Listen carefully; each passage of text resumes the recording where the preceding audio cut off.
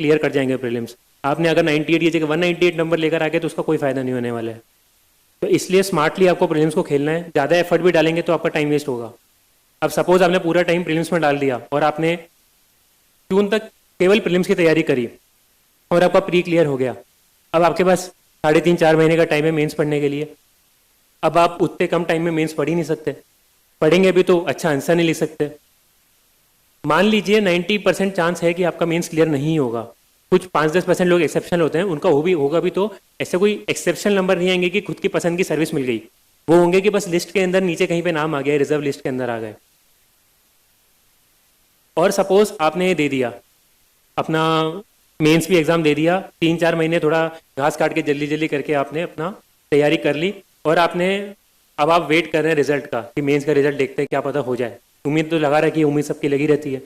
अब दिसंबर में मान लीजिए रिजल्ट आया और रिजल्ट 90% नेगेटिव ही आना है और सपोज नेगेटिव आया। अब आपके पास कितना टाइम बचा है मेंस की तैयारी करने का? आपके पास 1 या 2 महीने हैं, क्योंकि मार्च से आप फिर से प्रीलिम्स की तैयारी करना शुरू कर देंगे, क्योंकि प्रीलिम्स का डर सबसे ज़्यादा होता है लोगों को। फिर आपके पास केवल 2 महीने बचे। आप मेंस के अंदर आप पढ़ ही नहीं पाएंगे, आप एथिक्स नहीं पढ़ पाएंगे, आप GS3 नहीं पढ़ पाएंगे, आप GS2 नहीं पढ़ पाएंगे, आप हिस्ट्री नहीं पढ़ पाएंगे, आप सोसाइटी नहीं पढ़ पाएंगे। 2 महीने में कितना कर लेंगे? फिर आप वापस इसी चक्कर में फंस जाएंगे। फिर प्रीलिम्स की तैयारी करेंगे, फिर मेंस के वो क्लियर होगा, फिर मेंस के लिए पूरी तैयारी नहीं हो पाएगी, फिर मेंस नहीं हो पाएगा। इसलिए स्टार्ट करना बहुत इंपॉर्टेंट है। इसलिए मेंस से पॉइंट ऑफ व्यू से तैयारी करनी है। और मेंस का बहुत बड़ा इंपॉर्टेंट फैक्टर होता है ऑप्शनल। अगर आपको ऑप्शनल हैंडल है तो मेंस बहुत आराम से निकल जाएगा। इसीलिए मैंने बोला सबसे पहले ऑप्शनल खत्म करिए। अगर आप मान लीजिए मेंस के पॉइंट ऑफ व्यू से तैयारी कर रहे हैं, तो अगर आपने जितनी जल्दी अपना ऑप्शनल खत्म कर लिया तो आपने 1750 में से 500 नंबर का सिलेबस खत्म कर दिया है। उसके बाद में आप बाकी चीज़ें पढ़ सकते हैं।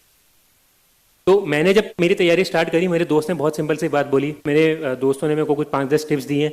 वो ऐसी दी कि मैंने उनको बस अब पूरा अच्छे से गांठ बांध ली कि ये तो मैं भूलना ही नहीं है और जो उन्होंने बोला वो तो करके रहना है। उसमें से एक बात बोली कि ऑप्शनल सबसे पहले ख़त्म कर लो। मैंने वही करा। मैथ्स का ऑप्शनल बहुत हैवी ऑप्शनल है, कम से कम 1.5-2 गुना सिलेबस होगा उसका किसी दूसरे ऑप्शनल के कंपैरिजन में। और आराम से 7-8-9 महीने लगते हैं उसका ऑप्शनल। अगर मैं आराम से तैयारी करूँ और वर्सेस कोई और ऑप्शनल तैयारी करूँ, वो 3-4 महीने में कर सकता हूँ। बट मुझे पता था कि मैथ्स मेरा ज़रूरी है, मैथ्स मुझे ख़त्म करना है, तो मैंने 4 महीने का गोल रखा कि मैं 4 महीने में मैथ्स ख़त्म करके रहूँ। और मैथ्स मैंने लिया ये सोच के लिए कि ये मेरा एक्स फैक्टर है। ऑप्शनल आपका बहुत इंपॉर्टेंट है, ऑप्शनल आपका एक्स फैक्टर होने वाला है। ऑप्शनल ही ऐसा एग्जाम है जो आपको अच्छी रैंक दिला सकता है, जो आपको अच्छी सर्विस दिला सकता है, जो अच्छा काटा दिला सकता है। क्योंकि GS सबका बराबर होता है, किसी का पॉलिटी अच्छा है, किसी का हिस्ट्री अच्छा है, वो बैलेंस हो जाता है। कोई GS1 में 120 लाया तो GS2 में